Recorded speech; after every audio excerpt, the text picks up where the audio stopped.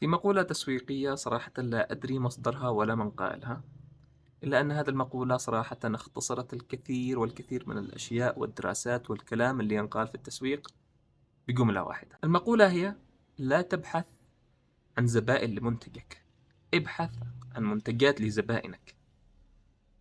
صراحة هذه المقولة تختصر ممكن عناصر المزيج التسويقي في عبارة بسيطة، لأنه بالفعل الخطأ اللي يقع فيها البعض أو الكثير إنه يحاول يبيع المنتج حقه للزبائن، بس ما أخذش وقته ولا حتى درس وضع منتجه ولا درس وضع جمهوره أو عميلها المستهدف وشاف إيش هو يحتاج. فبعض الأحيان مش بالضرورة إنه منتجك اللي ينباع، بعض الأحيان لازم إنك تسأل عميلك أو تدرس فئتك المستهدفة وتشوف إيش احتياجهم لأجل تقدم لهم المنتج اللي يحتاجوه، وبالتأكيد سيكون نتيجة ذلك البيع. صراحة أن المقولة مرة حلوة ويمكن تتأمل فيها وتلاقي أنها اختصرت الكثير والكثير من الكلام. لمزيد من هذه النصائح تقدر تتابع صفحة الأحمد، وإذا عندك أي سؤال أو استفسار تقدر تكتبه لنا تحت في التعليقات وبإذن الله بنرد عليك. بالتوفيق.